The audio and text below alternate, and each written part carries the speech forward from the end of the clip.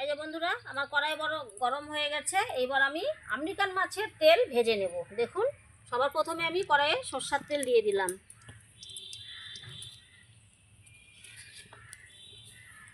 পেঁয়াজ কুচানো দিয়ে দিচ্ছি।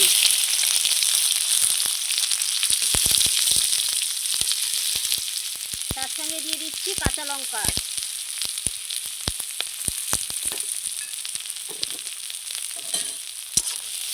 পেঁয়াজ আর কাঁচা লঙ্কাটা আমি খুব সুন্দর করে ভেজে নেব, লাল লাল করে।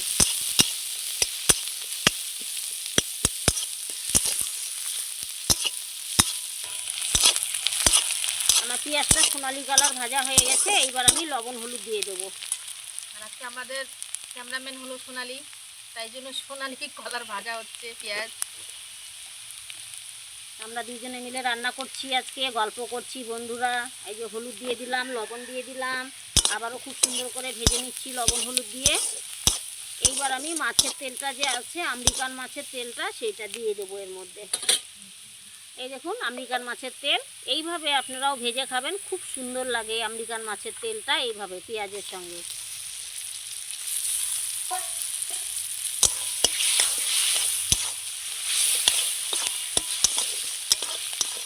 কম মনে হচ্ছিল, আর একটু সামান্য পেঁয়াজ দিয়ে দিলাম আমি।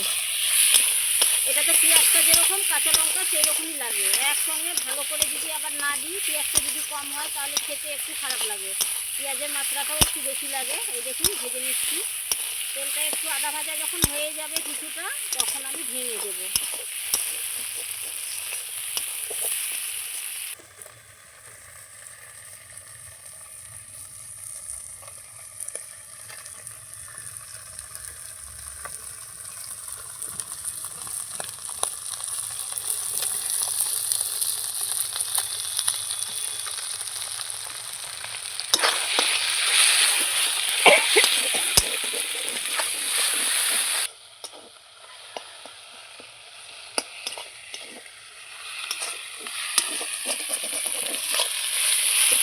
পেঁয়াজের সঙ্গে আমি মাছের তেলটা, এই দেখুন আমেরিকান মাছের যে তেলটা ছিল সেটাকে আমি ভেঙে নিচ্ছি।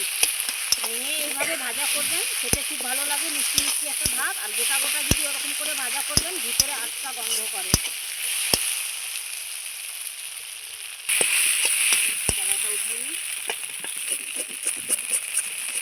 বন্ধুরা, আমার আমেরিকান মাছের তেল খুব সুন্দর ভাজা হয়ে গেছে। দেখুন, আমি এবার নামিয়ে নেব।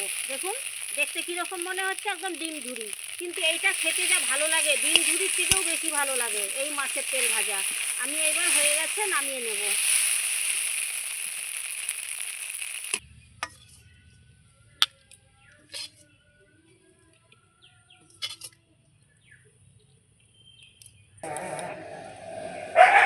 বন্ধুরা, আমাদের এই ডিম ঝুরি